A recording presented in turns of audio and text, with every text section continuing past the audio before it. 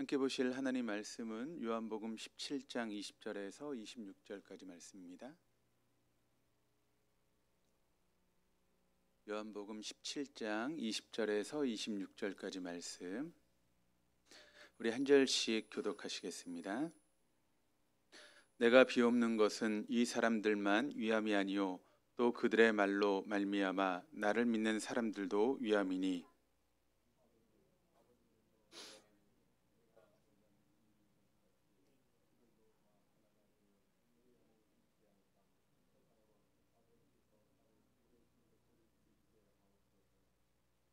내게 주신 영광을 내가 그들에게 주었사오니 이는 우리가 하나가 된 것 같이 그들도 하나가 되게 하려 함이니이다.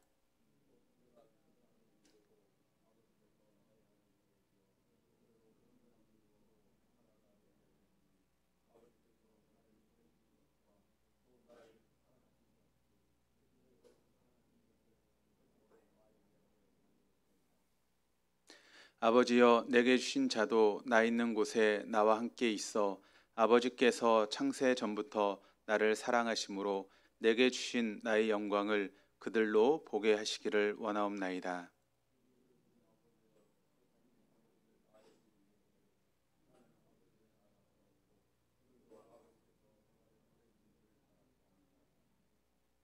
내가 아버지의 이름을 그들에게 알게 하였고 또 알게 하리니 이는 나를 사랑하신 사랑이 그들 안에 있고 나도 그들 안에 있게 하려 함이니이다. 우리 옆에 있는 분들하고 인사하시겠습니다. 하나님이 우리 함께 계십니다. 좋으신 우리 주님의 은혜가 오늘 이 시간 수요예배 시간에 나오신 여러분들 가운데 함께 하시기를 주님의 이름으로 축원합니다. 우리가 성경의 말씀을 보면 수없이 많은 죽음의 이야기가 성경 말씀을 통해 기록되고 있습니다.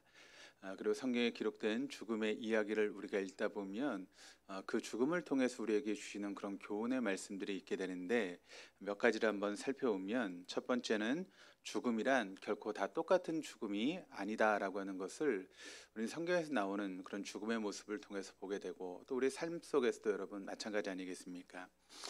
죽어서 더 비참해지는 그런 죽음이 있는가 하면 반대로 죽어서 존귀해지는 그런 죽음도 있다라고 하는 것을 우리가 알 수 있게 됩니다. 예를 들어서 요람이라고 하는 북이스라엘의 왕이 있습니다. 이 사람은 이제 북이스라엘 왕으로서 얼마나 화려한 그런 인생을 살았겠습니까? 그런데 이 요람이라고 하는 왕이 죽음을 당하게 됩니다. 보통 왕이 죽는다라고 하는 것은 여러분 어떤 의미가 있습니까? 이 세상에서 가장 그 나라에서 높은 사람이 죽는 것이고, 또 그렇게 될 때 그런 나라의 그런 장례 절차가 국상으로 치러지게 되는 것이죠. 우리나라도 이제 역대 대통령이 죽으면 여러분 나라장으로 이렇게 치르는 경우들을 보게 되고, 또 우리 교단적으로 보게 되면 교단장을 하셨던 분들이 돌아가시면 교단장으로서 이렇게 장례를 치르는 그런 모습들을 우리가 경험하게 되지 않습니까? 그런 것처럼 이 한 나라의 왕이었던 요람이 죽는다라고 하는 것은 국상으로 치러지는 것이 마땅한 그런 모습임에도 불구하고, 우리가 성경의 말씀을 보면 이 요람이 죽었을 때 어떻게 여러분 장례가 치러지게 됩니까? 이 죽은 요람 왕의 시체를 사람들이 그냥 밭에다 내다 던지게 됩니다. 방금 직전, 그러니까 호흡이 있을 때까지 그 요람 왕은 아마 그 나라에서 가장 좋은 옷을 입고 또 가장 좋은 집에서 가장 큰 능력과 힘을 가지고 살았던 사람이 바로 요람이라고 하는 그런 왕이었을 것입니다.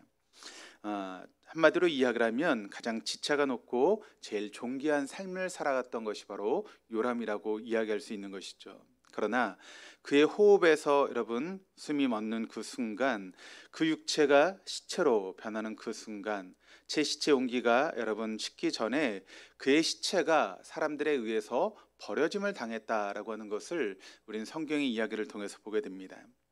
그렇게 던져진 시체는 거지의 시체가 아니었습니다. 얼마 전까지만 해도 북이스라엘 가운데 가장 존귀한 자였고 또 가장 높은 위치에 있었던 그런 사람의 시체 아니겠습니까? 그러니까 이 요람이라고 하는 사람의 죽음을 통해서 우리가 알 수 있는 것은 무엇인가 하면, 그는 죽어서 살아있을 때는 가장 존귀한 자였지만 죽어서는 가장 비참한 인생으로 전락해버리고 말았다는 것이 바로 요람의 인생이었다라고 하는 것을 우리가 성경의 말씀을 통해서 보게 됩니다. 여러분 지금 우리가 좋은 옷을 입고 있습니까? 아니면 지금 좋은 곳에서 살고 있습니까? 지금 주위의 사람들로부터 우리가 존귀함을 받는 그 같은 삶을 살고 있습니까? 그러나 절대로 잊지 마시기를 바랍니다. 지금 우리가 누리고 있는 그 존귀함이 참된 존귀함이 아닐 수 있다라고 하는 사실을 우리는 이 요람의 이야기를 통해서 발견하게 되는 것이죠. 지금 사람들로부터 아무리 존경을 받고 또 가장 좋은 것을 누리고 산다 할지라도 그것이 죽어서까지 이어질 수 없다라고 하는 것을 우리는 요람의 이야기를 통해서 발견하게 되는 것이죠. 숨이 넘어가는 순간 관뚜껑이 채 닫히기도 전에 그 종기라고 하는 것이 가장 비참한 나락으로 추락해 버릴 수 있다라고 하는 사실을 바로 요람이라고 하는 왕이 우리에게 보여주고 있는 것입니다. 화려한 요람의 삶에 비교해 보면 그렇지 못한 삶을 살았던 사람이 있는데 누구입니까? 바로 사도 바울입니다. 사도 바울의 그 인생의 마지막 시간들을 보게 되면 가히 거린이라 할 정도로 비참한 삶을 살아갔던 것이 바로 사도 바울의 모습입니다. 로마의 토굴 속에 이제 감옥에 갇혀서 입는 것, 먹는 것, 잠자리 등 하나 요람과 비교할 수 없을 정도로 비참한 그런 삶을 살아갔던 것이 바로 사도 바울의 삶이었다는 것이죠. 그리고 여러분, 그렇게 감옥에 있었던 사도 바울의 마지막은 또 어떻게 마지막으로 그 인생이 마감됩니까? 바로 참수형을 통해서 여러분 사도 바울의 인생이 마감되는 것을 우리가 알고 있지 않습니까? 참수형이라고 하는 것은 목이 떨어져 나가는 그와 같은 교수형인데, 그러니까 사도 바울의 목과 몸이 떨어져 나가서 분리되는 그와 같은 비참한 그런 인생을 당하게 되었다는 것입니다. 그런데 여러분, 사도 바울의 비참한 죽음은 더 이상 비참함이 아니었다라고 하는 것을 우리는 그의 생애를 통해서 보게 됩니다. 오히려 그의 비참한 죽음은 그 죽음 이후에 그의 삶이 비참해졌던 것이 아니라 오히려 시간이 지나면 지나갈수록, 날이 흐르면 흐를수록 그는 더욱더 존귀해지는 그와 같은 삶이 되었다라고 하는 것을 우리가 잘 알고 있습니다. 그래서 우리는 그가 죽은 후로부터 2000년의 시간이 지났음에도 불구하고 우리 그리스도인들 가운데 가장 그리스도에게 존귀함을 받는 사도가 되었다라고 하는 사실을 우리가 알고 있지 않습니까? 그리고 모든 믿는 성도들이 가장 존귀하고 또 존경하는 그런 인물이 바로 사도 바울의 모습이다라고 하는 것을 우리는 잘 알고 있습니다. 그러므로 지금 우리의 삶이 여러분 비참한 가운데 있습니까? 사람들로부터 비천하다고 없으임을 받는 그와 같은 모습이 혹시 우리의 모습일 수 있습니다. 그러나 지금 내 삶이 조금 비참한 것처럼 느껴진다 할지라도, 또 우리의 삶의 형편이 여러 가지 면에서 힘들고 어려운 형편 가운데 있다 할지라도 우리가 결코 절망하지 않을 수 있는 이유가 바로 여기에 있는 것입니다. 우리가 진리 안에 있을 수 있다면 지금 비천함이 오히려 나중에 영원한 존귀함의 발판이 될 수 있다라고 하는 사실을 우리는 잊지 말아야 하는 것입니다. 사도 바울처럼 살아생전에 비참한 것 같으나 죽은 후에 이 세상 그 누구보다도 더욱더 존귀한 자가 될 수 있었던 것처럼 지금 우리의 삶이 비천한 것처럼 느껴질 수 있고, 또 우리의 형편이 여러 가지 면에서 어렵고 힘든 그런 형편일 수 있지만, 그러나 우리가 진리 안에 서 있을 수 있다면, 또 하나님 원하시는 그런 진리의 삶을 우리가 살아낼 수만 있다면 우리의 삶의 모습은 얼마든지 존귀한 그런 인생으로 변화될 수 있다라고 하는 것을 우리는 사도 바울의 생애를 통해서 발견하게 되는 것입니다. 그러므로 여러분, 살아생전의 세상으로부터 주어졌던 평가에 대해서 우리가 속지 말아야 됩니다. 참된 평가라고 하는 것은 여러분 죽음과 동시에 우리에게 오는 것이기 때문에 그렇습니다. 죽어서 존귀한 자가 정말 존귀한 자요, 죽어서 비천해지는 자는 영영 비천한 자라고 하는 사실을 우리는 잊지 말아야 되는 것이죠. 이 극단적인 대립은, 삶의 차이는 오직 호흡이 있는 동안 우리가 얼마나 바른 길을 걸었느냐 거기에 달려있는 것입니다. 우리가 살아있는 그 순간, 우리의 코끝에 호흡이 계속되는 그 순간 우리가 얼마나 하나님 앞에서 의로운 삶을 살았는가 거기에 바로 우리의 후에 죽음 이후의 그런 모습이 평가가 달려있다는 것이죠. 그러므로 지금 우리의 모습이 아니라 내가 얼마나 하나님 앞에 의로운 삶을 살았냐에 따라서 우리 죽음 이후에 진정한 평가가 이루어지게 된다라고 하는 것을 우리는 알게 되는 것이죠. 또 죽음이 우리에게 주는 교훈은 또 무엇이 있습니까? 두 번째는 반드시 여러분 우리의 삶이 아침에 집을 나섰다고 해서 반드시 살아서 집으로 다시 돌아오는 것은 아니다라고 하는 것을 우리 성경에 나오는 죽음의 모습을 통해서 발견할 수 있게 된다는 것입니다. 남왕국의 유다에 아시아라고 하는 그런 왕이 있습니다. 그 왕이 아침에 예루살렘 궁을 떠날 때에는 분명히 살아있는 상태로 여러분 그 궁을 떠나게 되었습니다. 그런데 그렇게 그가 궁을 나갈 때는 자신의 그런 모든 사지가 자유자재로 움직였고 또 그의 젊은 심장은 어김없이 박동치고 있는 그런 상태로 자신의 궁을 나가게 되었습니다. 그런데 그가 궁으로 돌아올 때는 그와 같은 모습으로 돌아왔던 것이 아니라 시체의 모습으로 돌아오게 되었다는 것입니다. 살아서 나갔다고 해서 여러분 다 모든 사람들이 살아서 돌아오는 것이 아니다라고 하는 것을 성경이 우리에게 보여주고 있는 것이죠. 그것은 여러분 지금 이 세상 가운데도 마찬가지 아닙니까? 사랑하는 사람들을 떠나보내는 그와 같은 모습들을 보게 될 때 물론 갑작스럽게 그렇게 인생을 끝내시는 그런 분들이 있지 않습니까?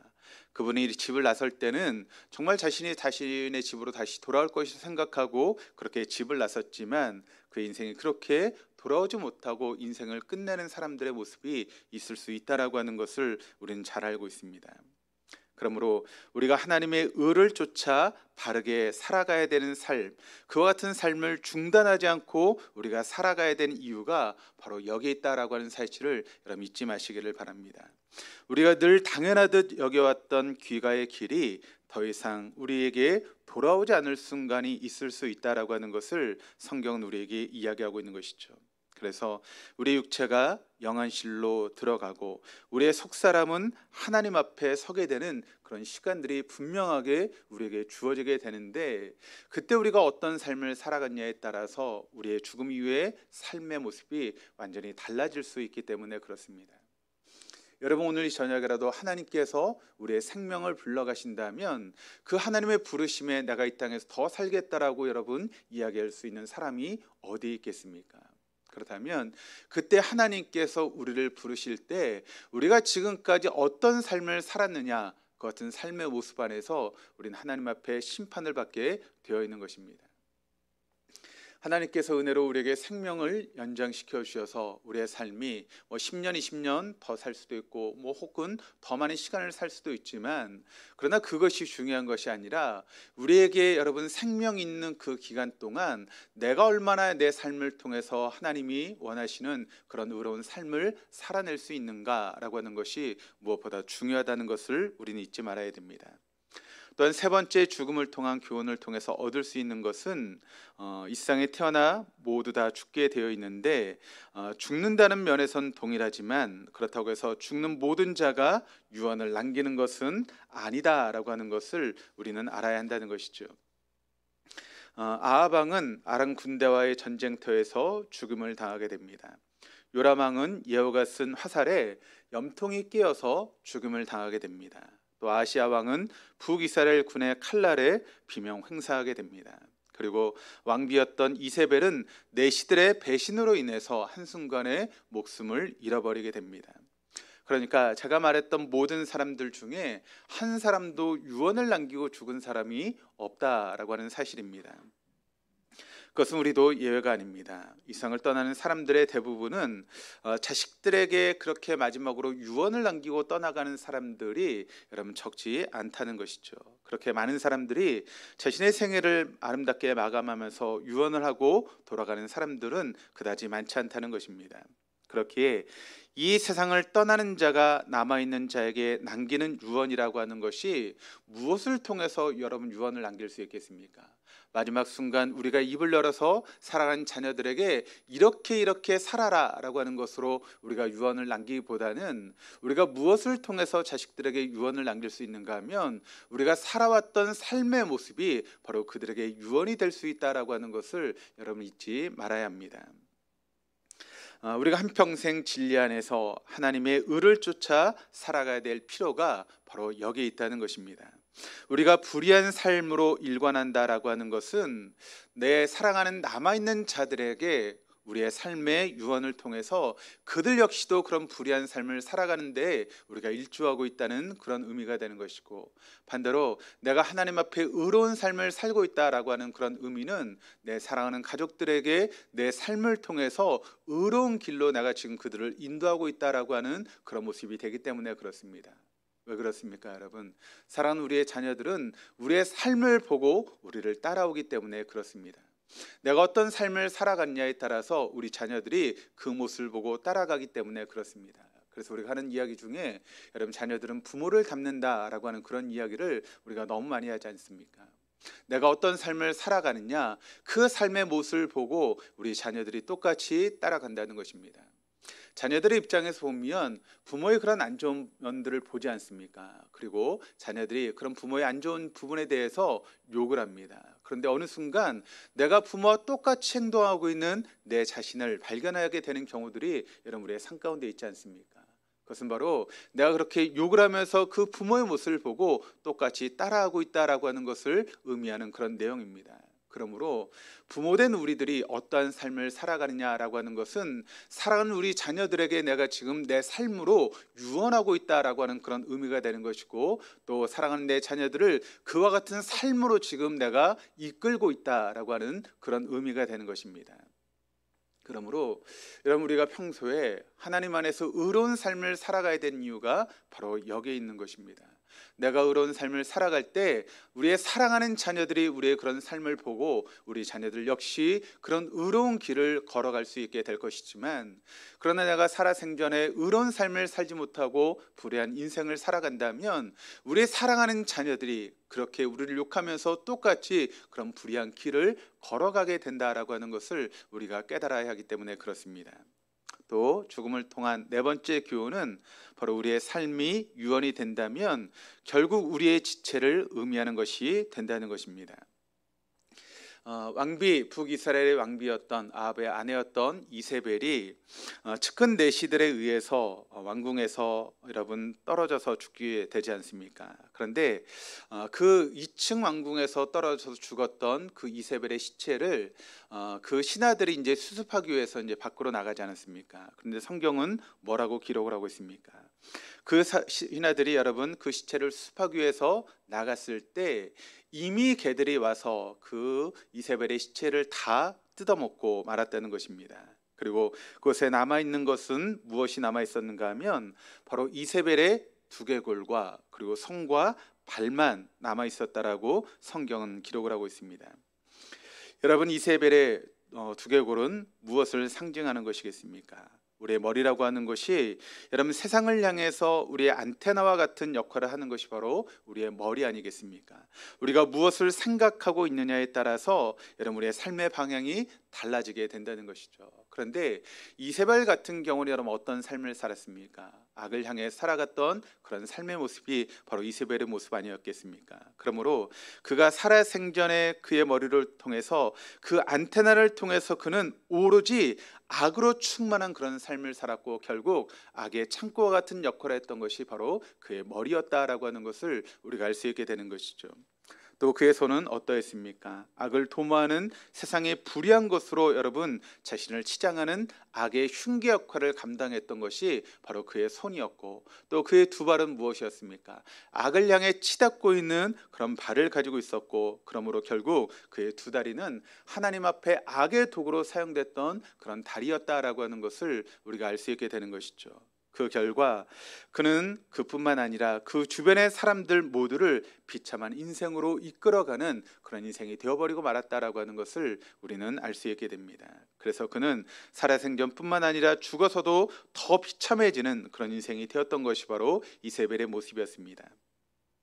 그가 죽은 뒤에도 악을 추구하던 두골과 또 손과 그리고 발은 고스란히 그대로 그 자리에 남아 있었습니다.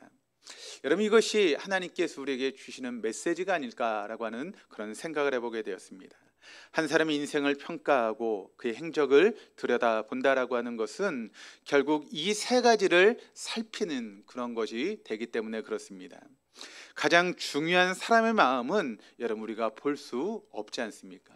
그 사람이 어떤 마음을 가지고 있는지 우리의 두 눈으로는 확인할 수 없다는 것입니다.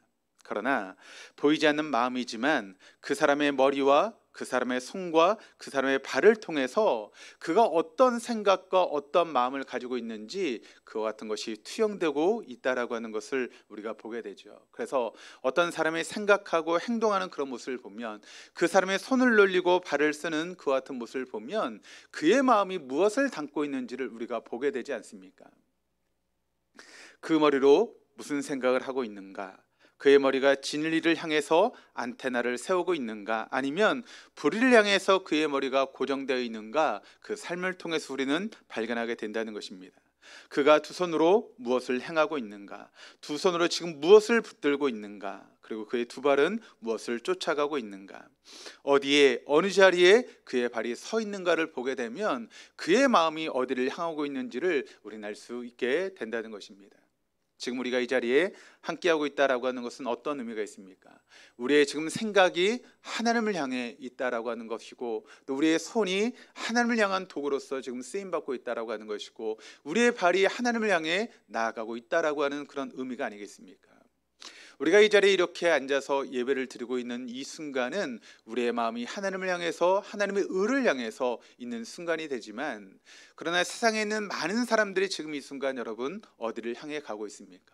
세상에 죄를 짓는 자리, 또 세상의 그런 유행을 쫓아가는 그런 자리에 자신의 머리를 사용하고 있고 손을 사용하고 있고 그것을 향해 발을 움직이고 있다라고 하는 것을 우리가 보게 되지 않습니까?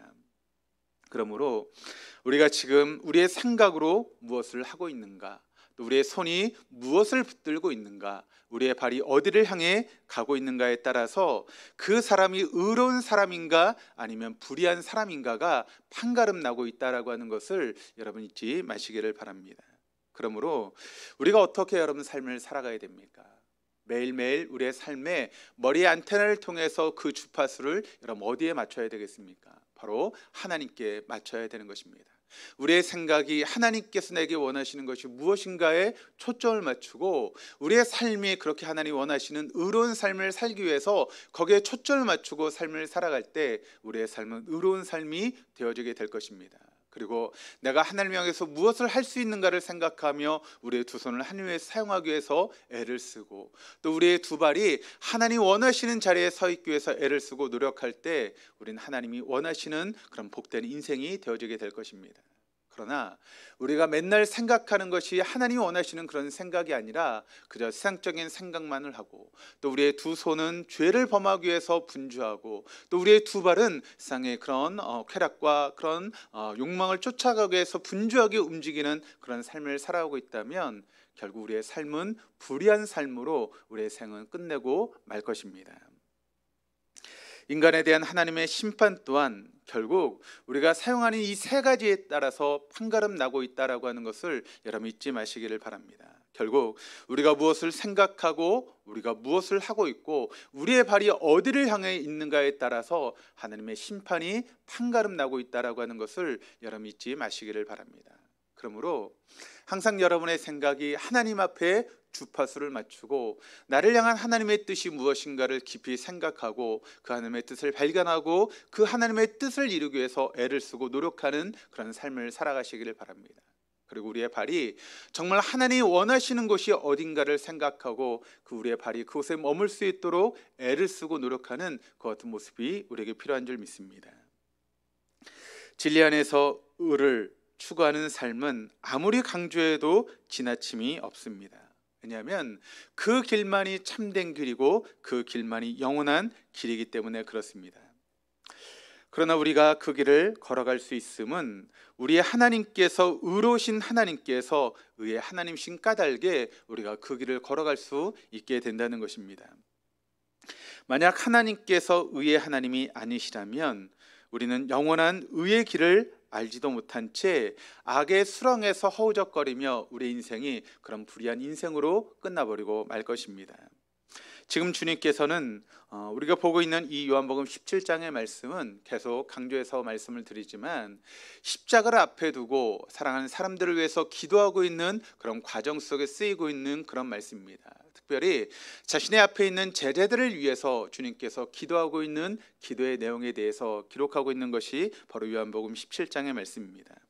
그리고 마지막 단락인 오늘 본문 25절에 이르면 주님께서 여러분 하나님을 부르실 때 뭐라고 부르고 계시는가 하면 25절 말씀이 이렇게 증가합니다.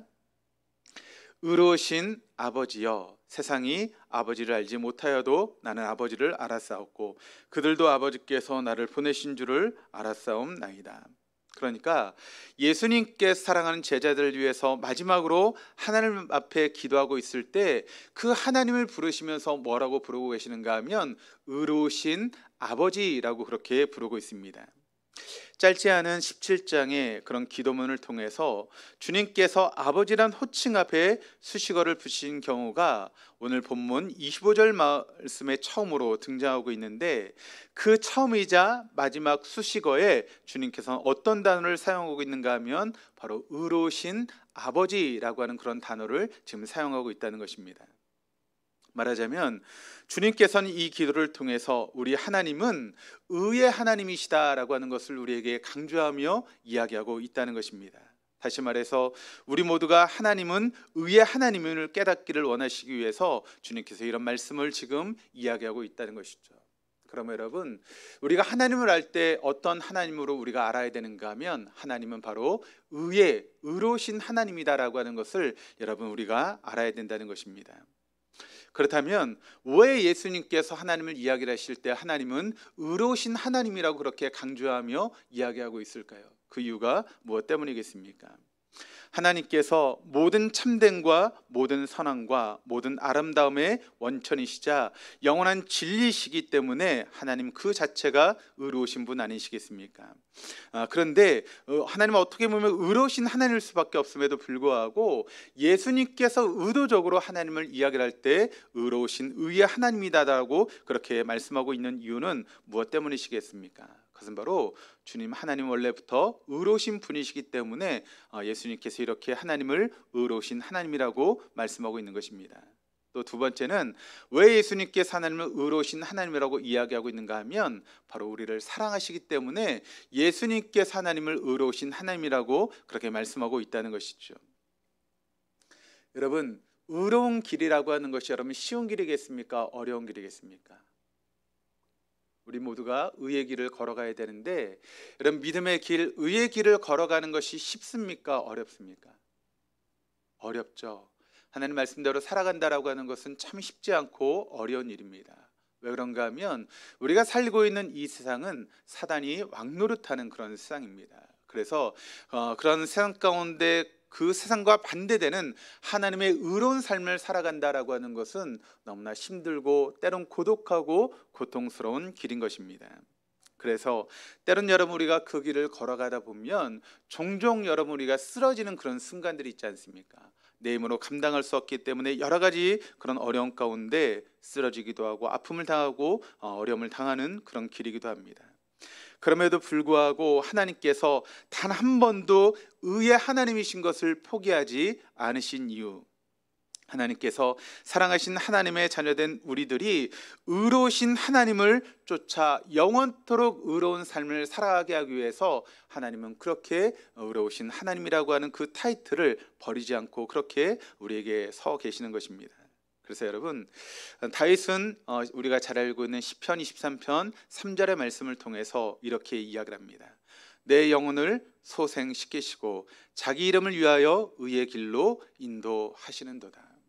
그러니까 하나님은 우리를 어떤 길로 인도하시는 분이신가 하면 바로 의의 길로 인도하시는 분이 우리의 하나님이시라는 것이죠. 그래서 우리 하나님은 의로우신 하나님이신 것입니다. 그 하나님께서 의로우시기 때문에 지금도 우리를 의의 길로 이끌어 가시고 우리를 인도하신 하나님이시다라고 하는 것을 성경은 우리에게 말씀하고 있는 것이죠. 그렇습니다. 다윗은 하나님이 의로우신 하나님이라는 것을 알았고 우리를 의의 길로 인도하시는 분이다라고 하는 것을 알았기에 이 시편의 이런 고백을 통해서 이런 고백을 다윗이 남기고 있는 것입니다. 만약 하나님이 불의의 하나님이시라면 그 하나님은 우리를 불의의 길로 이끌고 우리를 결국 파멸시키고 말 것입니다. 하나님께서 의의 하나님이라고 하는 것은 확실히 인간을 향한 하나님의 사랑의 가장 큰 증표가 된다라고 하는 것을 우리가 알 수 있게 되는 것이죠. 그 의로우신 하나님께서 우리를 의의 길로 인도하시고 결국 우리에게 영원한 생명을 주시기 위해서 지금도 의의 길로 이끌어 가시는 분이 우리 하나님이신 줄 믿습니다. 우리가 지난 시간 수요예배 시간을 통해서 하나님의 사랑과 하나님의 은은 둘이 아니라 하나다라고 하는 사실을 우리가 말씀을 통해서 함께 나눴습니다. 하나님의 은은 하나님의 사랑이요, 또 하나님의 사랑의 또 다른 이름은 하나님의 의다라고 하는 것을 말씀을 통해 나눴습니다. 그러니까 하나님의 의와 하나님의 사랑이 여러분 따로 떨어져 있는 것이 아니라 그것은 다른 이름의 똑같은 모습이다라고 하는 것을 여러분에게 말씀을 드렸습니다. 그러므로 의의 사람은 결국 어떤 사람이라고 말씀을 드렸습니까? 사랑의 사람이 의의 사람이다라고 말씀을 드렸습니다. 그리고 사랑의 사람을 의롭게 하는 힘이 여러분 뭐라고 말씀을 드렸습니까? 바로 사랑이다라고 말씀을 드렸습니다. 그래서 예수님께서 오늘 본문 26절 말씀을 통해서 우리에게 이렇게 이야기하고 계시는데 우리 같이 한번 읽어보시겠습니다. 내가 아버지의 이름을 그들에게 알게 하였고 또 알게 하리니 이는 나를 사랑하신 사랑이 그들 안에 있고 나도 그들 안에 있게 하려 함이니라. 내가 아버지의 이름을 그들에게 알게 하였다. 그 아버지의 이름이 어떤 이름이라고 말씀을 드렸죠? 의의 하나님이다라고 말씀을 드렸습니다. 그러니까 내가 아버지가 의의 하나님이라는 것을 너에게 알게 하였다. 이는 나를 사랑하신 사랑이 그들 안에 있고 나도 그들 안에 있게 하려 함이라. 그러니까 주님께서 의로우신 하나님의 이름을 우리에게 알게 하셨고 또 알게 하실 터인데 그 이유가 무엇 때문인가 하면 우리를 향하신 하나님의 사랑을, 예수 그리스도를 통한 아버지 하나님의 사랑을 우리 속에 채워주시기 위해서 주님께서 지금 그것을 알게 하고 있다라고 하는 것을 우리에게 말씀하고 있는 것이죠. 한마디로 이야기를 하면 하나님의 의와 하나님의 사랑을 동시에 우리에게 주시겠다라고 하는 것을 이 말씀을 통해서 지금 우리에게 이야기하고 있는 것입니다. 그렇다면 여러분, 어떻게 주님께서 이 사랑과 의라고 하는 것을 동시에 감당하며 우리에게 주셨습니까? 그것은 바로 우리가 잘 알고 있는 것처럼 한평생 의의 길만 쫓으신 완전한 의인이셨음에도 불구하고 성자 하나님으로서의 의 그 자체였음에도 불구하고 그 성자 예수님께서 여러분 우리의 모든 죄를 짊어지시고 담당하시고 십자가에서 여러분 죽으심으로 인해서 우리를 의롭게 하신 분이 바로 예수님 아니시겠습니까? 그러므로 예수님이 그 십자가의 죽으심으로 바로 하나님의 사랑과 또 하나님의 의가 둘이 아니라 하나다고 하는 것을 예수님의 십자가의 죽음을 통해서 우리에게 알려주고 계시다는 것입니다. 그래서 우리는 그 예수님의 십자가의 죽으심을 통해서 우리를 향하신 하나님의 사랑과 의를 동시에 완성하신 하나님의 사랑하는 자들이 되어지는 것입니다.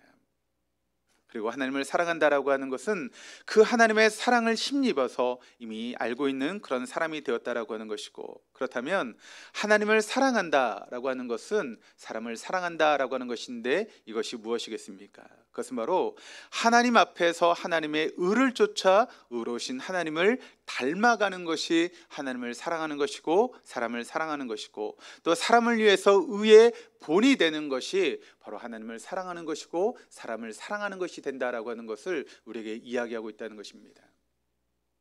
여러분 정말 하나님의 사랑을 알고 계십니까?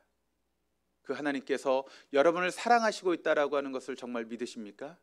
그렇다면 우리가 하나님 앞에 의를 쫓는 의로운 삶을 살아가기 위해서 애를 써야 되고, 우리의 삶을 통해 사람들에게 의의 본이 되는 삶을 살아갈 때 우리가 진정으로 하나님의 사랑을 알고 하나님의 사랑을 경험하고 또 베푸는 그런 삶이 되어지는 것입니다. 그러므로 작은 불이라 할지라도 여러분의 삶 가운데 미련 없이 그 불의를 버리시기를 바랍니다. 사람이 여러분 큰 돌에만 넘어지는 것이 아닙니다. 작은 돌뿌리에도 넘어지는 것이 우리의 모습 아니겠습니까? 작은 돌에 넘어질 때 오히려 작은 돌에 미끄러지면 더 치명적으로 아픔을 당하는 경우들이 있습니다. 하나님의 의를 쫓다가 고난 당하는 것은 당장은 고통스러울 수 있지만, 그러나 여러분 나뿐만 아니라 주변에 있는 모든 사람을 결국 영광스럽게 만드는 것이 바로 하나님의 의를 쫓는 삶이라는 것입니다. 불의를 따라 넘어진다라고 하는 것은 나뿐만 아니라 두고두고 우리 주변에 사랑하는 사람들까지도 그런 불의의 길로 인도하는 그런 결과가 된다라고 하는 것을 여러분 잊지 마시기를 바랍니다. 하나님은 의로우신 하나님이십니다. 하나님의 은은 사람을 사랑하는 능력이요, 하나님의 사랑은 사람을 의롭게 하는 힘이 되는 것입니다. 그것을 우리에게 직접 보여주신 분이 바로 예수 그리스도이십니다. 그 주님을 여러분 구원자로 정말 믿으십니까? 정말 믿으십니까? 그 주님을 보내신 하나님을 사랑하고 그 하나님의 사랑하시는 사람들을 여러분은 사랑하실 수 있으십니까? 그렇다면 하나님과 사람을 두려워하며 의를 쫓으시기를 바랍니다. 의를 향해서 항상 우리의 머리의 안테나를 하나님을 향해 초점을 맞추고 하나님 원하시는 것이 무엇인가를 항상 생각하며 삶을 살아가시고, 우리의 손이 정말 의를 붙드는 그런 삶, 또 우리의 발이 의를 향해 가는 그런 발이 될 수 있도록 애를 쓰고 노력하시기를 바랍니다. 그때 우리의 머리와 손과 발은 우리를 향하신 하나님의 최대의 선물이 될 것이고 하나님께 드려지는 가장 향기로운 예물이 될 것이며, 우리가 이 땅을 떠난 뒤에도 남아있는 자들에게 가장 아름다운 유산으로 그들을 의로운 길로 인도하는 놀라운 선물이 되어지게 될 것입니다. 그러므로 오늘 이 저녁 우리에게 사랑과 의에 대해서 말씀하시고 있는 하나님 앞에 우리가 하나님의 사랑을 깨닫고 우리의 삶을 의로 하나님의 사랑으로 채워갈 수 있는 저와 여러분 다 될 수 있기를 주님의 이름으로 축원합니다.